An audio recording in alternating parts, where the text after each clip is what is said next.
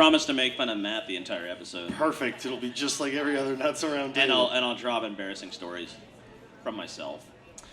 And I apologize if we've got to, take breaks to make announcements. George is running the convention almost single-handedly, so. No, we got a good team. All right. Anybody want to take a guess of how many people are here? Close. Close. Yeah, we're almost So 8 close. million, dude. We'll get there, man.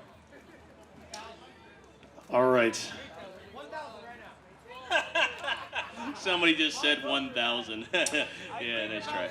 Okay, so now what I'm going to do is we're going to send that one out to satellite for questions, and you and I will share. Okay, we share mine? All right. Ryan, Chris, one of you guys grabbing this?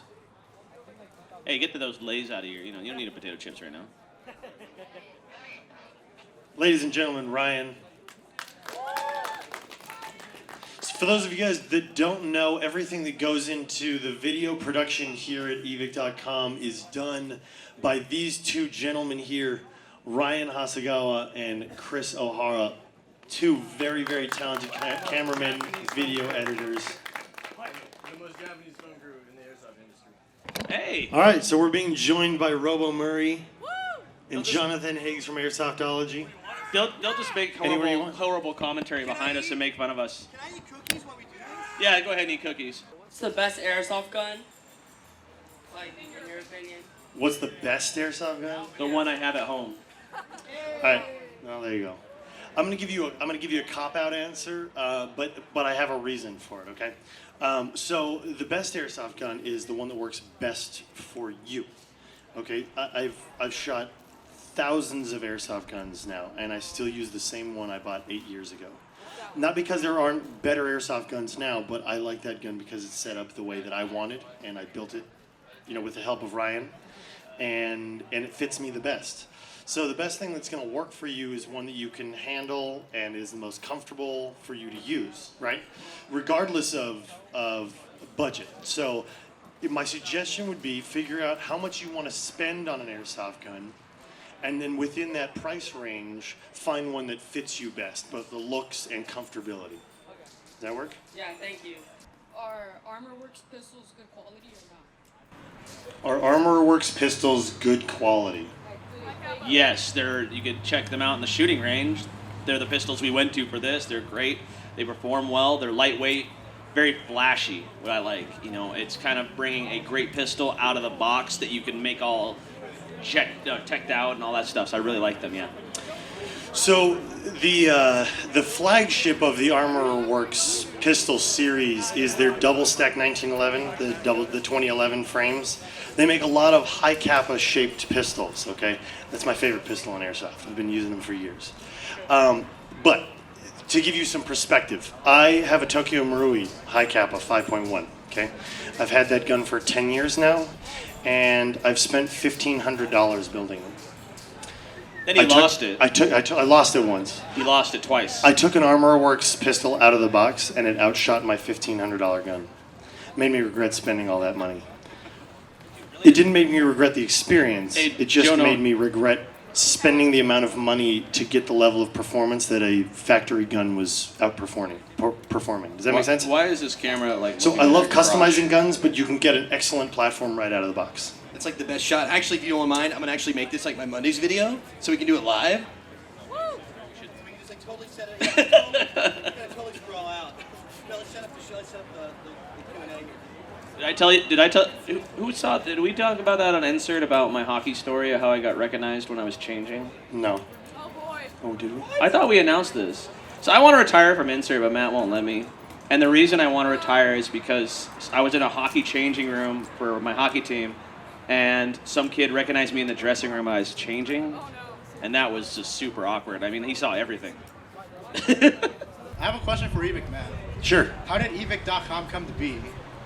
Okay. You want to? Okay. So do you want like a detailed history? Because that may take. We're doing the Nuts Around table for a half ramble, hour. So he's going to ramble. I can talk forever. Like a brief. Okay. So if you want the full story later on, come see me and I'll give you like a full 15-year breakdown. Okay. Basically, Evike.com started like many small businesses. It started out of a garage. Okay, and when Evike.com first started, it wasn't actually called Evike.com.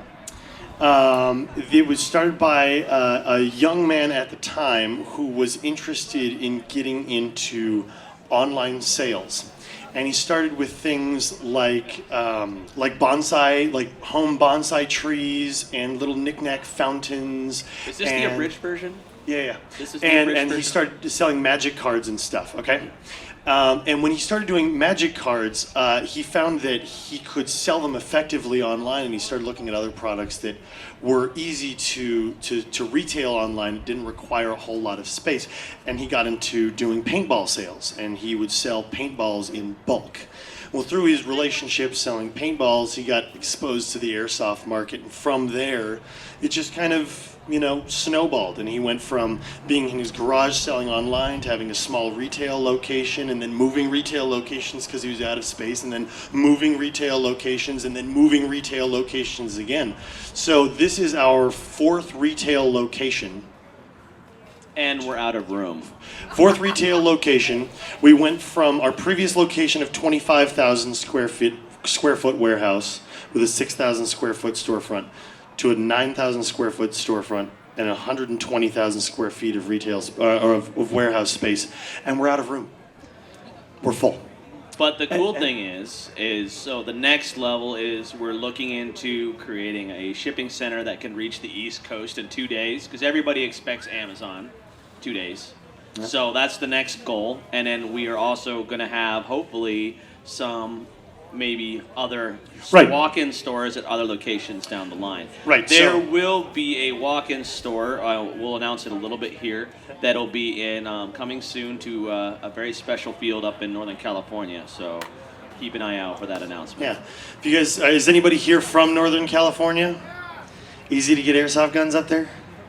Not terribly, right? You gotta wait for it to get you shipped get like in. 2 days shipping ground from here. I mean, maybe in a day processing, 3 days. I mean, So something exciting that will be coming in the very near future is an announcement about a joint partnership with a field up in Northern California where you'll actually have a walk-in Evike.com experience. We can't wait to tell you about that, but we're waiting until we get some more photographs of the construction. soon. So, very, very soon. That's not working out. Well, what do you recommend for the best DMR build mid-tier? DMR Build mid-tier. Okay. I have so not experienced the DMRs.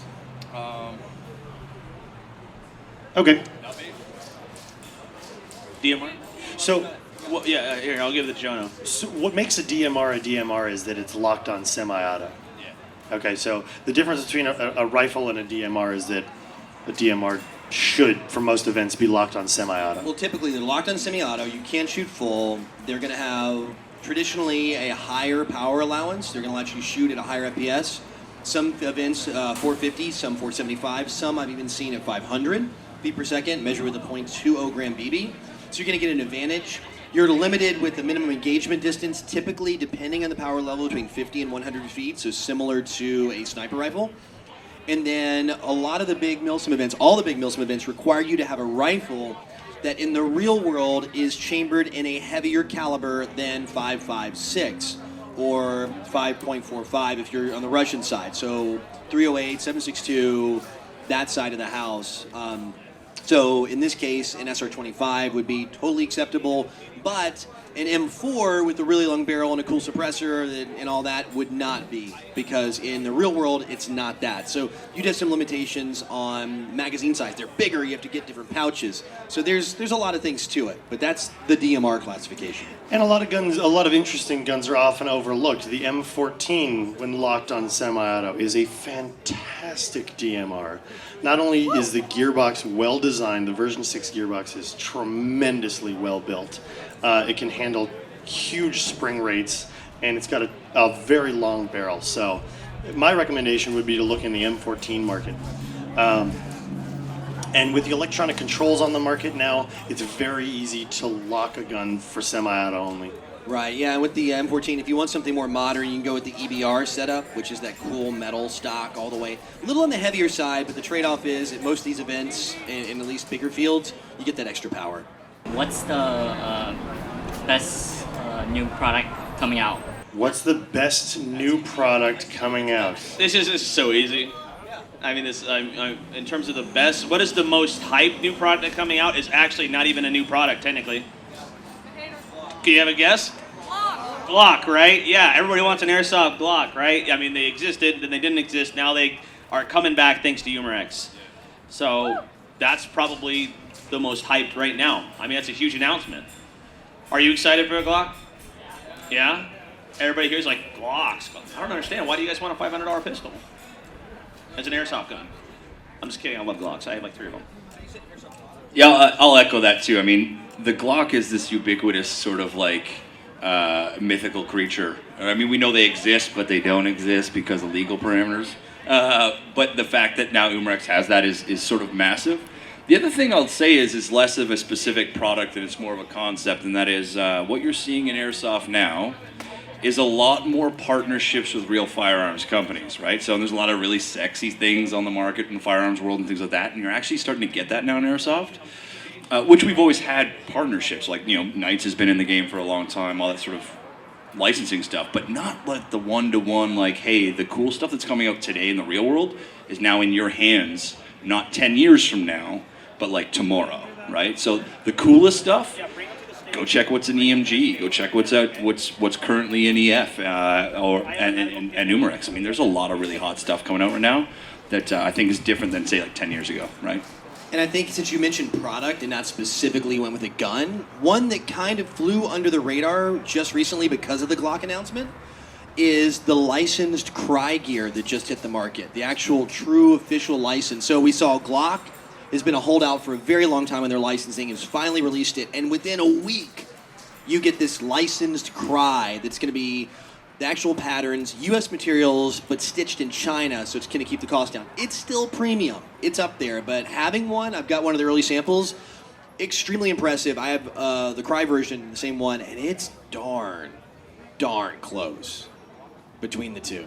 I know Matt's giving me that skeptical look right now, so come on. I mean, well, I like mine. I'm talking about gear, not the pants. I haven't seen the pants yet. I like my real Cries. I know, but it's an AVS, right? So I have a real AVS, and then I've got the replica AVS. And it's good?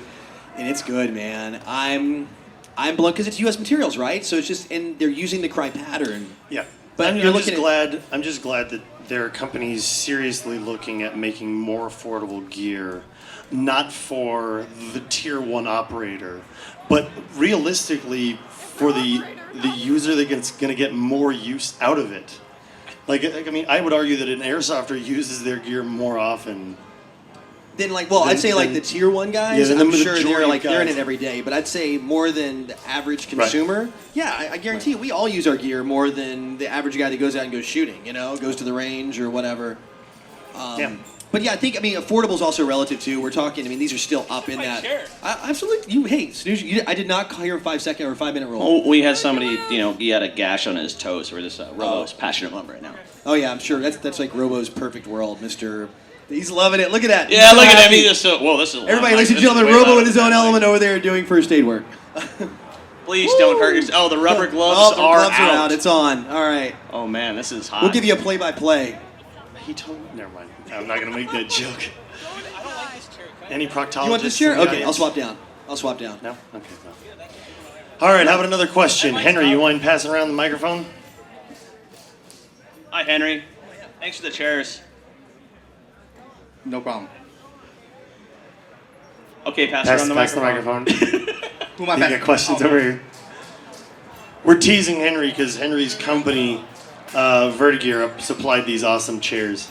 All right, Jonathan, back when you were doing your podcast, you said that someone had been shot in the nose. And it had stuck in the nose. How bad was it? All right, so this is, oh my God, this thing is loud. All right, so it was one of my teammates, my buddy Lamar on the team. He's actually used to be kind of a pro paintball player. We were playing a game it was cold. It's a Tennessee winter, so it was probably 30, 31 degrees, maybe even a little less. It was a cold day. We were out there playing. And we used to have, in Tennessee, the rules are the FPS rules are a bit high, especially back then. It was, the allowable limit is pretty up there. So we were playing, and he got popped. I remember he and I were doing this game where you had this big long pole and a bunch of water balloons on it. It was a terrible idea. We thought it was a great idea at the time. So a bunch of water balloons, and the whole idea was like you had to move this like big long PVC pipe with like 7 water balloons hanging down from it to carry it like horizontal, and the other team had to like shoot the water balloons. We thought this was a great idea that if you're carrying the pole, you're invincible, right? So you don't have to call your hits, which was the worst thing ever. So anyway, we were doing it, and of course, he was carrying, long story short, got popped in the nose, wasn't wearing, like, his face protection had shifted down, and it was in there. It looked like a pimple. You could just see the white just sitting there, and it was hovering between the decision of do I pop it in or do I pop it out? And I totally being the jerk I am, I'm like, dude. He didn't even know, like, he just thought he got hit. I was like, hang on, hold on. Don't move. So I grabbed my camera, I'm like, take the picture. I'm like, oh yeah, by the way, you got a BB stuck in your nose. The first thing I think of, right, is to take a photo of it. You know, that's like the first thing I do. It's like, I'm terrible. I'm a horrible human being in that way. But yeah, it's still, if you look at the podcast, I think it's like episode 12. It's the thumbnail on the episode 12. If you actually go on iTunes and look at it, it's embedded on there. It's I'll have to find it. I've been trying to find the original photo forever, but I can't. But it's pretty disgusting. Oh, by the way, yes, it was out. We went out with it, and it was actually oddly satisfying to watch it happen. Could you like plug your nose and like blow it out? He might have actually, because it was floating. He could have. It would have been cooler if he would have just. Bing. What do you guys think is the next not platform, but the next step as far as airsoft goes, in regards to new rifle platforms, rules, or just anything in regards to like mechanics or anything like that? We were actually just talking about this yesterday, about kind of where Airsoft is going next, because as far as firearms go, like the M4 is kind of the current trend. Like there's nothing new coming out, even in the real firearm world, and so that really kind of limits what new models come out for Airsoft. I think we will start to see more historic guns come out. I think we'll start to see more vintage rifles. But if I had to make a prediction, I think eventually we'll get away from the standard version 2 gearbox. I think there's enough people looking critically at a design that's been used since the 80s to redesign kind of the internals, since we're kind of at the pinnacle for externals right now. Yeah, kind of to build on that, but also to contrast, I think version 2 is here to stay. I think that's still going to be the standard. It'd be really hard to break yourself. The reason I say that is because you look at something like the Tamiya connector, right? Which, if you guys don't know, the Tamiya is that little white plug, right? That all of our batteries have. That's ancient, it's terribly inefficient, and it's from like the 1980s. And we should have been at the Deans 10 years ago. We should have been at like an XT connector. Everything I have is Deans. Right, and then we should actually be at XT connectors now. Yeah, XTs are great too. They're even better than Deans in my opinion, because of the way they lock together. So we, as an industry, really hold on because it's not centralized. You've got companies in China and Hong Kong and Taiwan and the United States and Europe all making products. Then you got battery companies. There's like 8 of them out there making batteries, so it's really hard to make a change. And I think you're going to see the same in Airsoft. Marui used to lead the way, and that's why everybody did the version 2. Tokyo Marui kind of stamped on that. But to Matt's point, I think the big change we're going to see is internals, and we're going to see the past couple of years it's been MOSFETs. I think the next year, my prediction is almost every manufacturer is going to go to an electronic trigger, integrated MOSFET in the trigger system. I think that's going to be the newest trend in Airsoft for the next 2020, 2021. After that, I don't know. So we're going to see guns more like the Systema PTW, but at consumer level pricing. I think you're going to see it drop all the way down eventually 3 or 4 years into like $200 guns or $150 guns. Let's give a big clap for Robo Murray. Look at that, everybody, take a bow. That was cool. Yep. He's so happy. He's like, yes, I get to break out the med kit. Wait, did you bring that med kit all the way from Canada? Yeah, well, I was going to give him mine that was in the vehicle. He didn't want it, so. So, weird story about me and medical stuff. So, Airsoft actually led me to do medical. It wasn't before I met a bunch of crazy, actual, really good, like well-trained, like combat medics and surgeons here in the United States that I didn't really catch the bug. I'm not a medical doctor by any means, but that inspired me to not only get all my standard first aid, AED, CPR stuff, But I also took the Canadian equivalent of TCCC, and then I was also here in the States in April, actually getting my Tactical Combat Casualty Care certification. So yeah, I consider it a responsibility that if I'm trained and I have the tools, if they're not with me, I'm doing you guys a disservice, okay? It's not for me, it's for whoever may be next to me, whether I know that person or not, okay? So Mike, he's fine. He just a little boo-boo on the toe, but we wanted to take care of it, okay? Suffice it to say, Robo can handle paper cuts of any size. Yeah, since he can handle those paper cuts so well, let's all give him a good round of applause. Everybody cheer for Rambo. Robo, take a bow. Take a bow. No, come on. Yeah, there you go. And we've got time for just a couple more questions. How do you feel about the upcoming gate time for the V3? Oh, the drop-in trigger? I mean, Gate makes some really good stuff, and they keep innovating more and more and more. I haven't had a chance to test it, but I mean, I'm looking forward to maybe Jono has. Yeah, look at him. He's ready. Yeah, I'm gonna get the mic ready. Like, it's quick draw over here. The Gate Titan, to be honest, I've used a lot of MOSFETs, ASCUs, and inspectors, and all that good stuff, and even going way back prior to that. I think Gate's executing probably the best of the market right now with MOSFETs, and then seeing a new version come out. I think they kind of were doing like low to mid-end MOSFETs for a long time, and then all of a sudden they just leapfrogged, and I guess they were quietly working on this project behind the scenes. I'm excited. I mean, I think the current offering is awesome. I think it's really changing things. And to add on to my question, do you think they would come out with any more version MOSFETs in the future? I think so too. I think we're just going to push it. I think, again, my prediction with the drop-in MOSFETs, you're going to see aftermarket really lead that. So like companies like Gate or ASCU, things like that, starting the MOSFET push, and then manufacturers are either going to work with those companies or try to do the same thing. It's kind of like I said, the system of PTW kind of started the MOSFET craze, and then everybody else is playing catch up since then, like Crytek dropping basic ones in, and then VFC did, and now it kind of are going from there.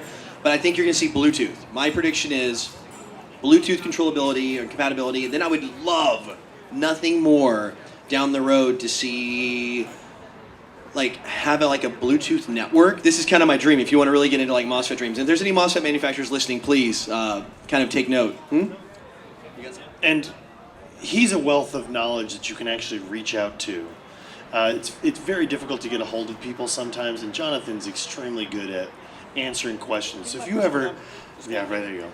So if you ever have his cell have a phone burning number and his question, email, if you guys shoot want. him a message. He replies all the time, and we all do. We're all on top of our own social media. Except me. So, yeah. I never respond. Got a lot How of do you guys feel about Speedsoft?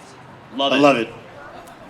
There's Yeah. nothing wrong with it. Embrace it. Okay, It's but- not just Milsim. There's everything. All types of airsoft are awesome. I want you to talk about it too. But I say that not saying that I think that there should only be Speedsoft or only Milsim. I think they are two halves of the same coin, and I think in each game type you learn a skill set that you cannot develop in the other. I think Speedsoft is incredibly important. I think it's worth doing. But I also think that there are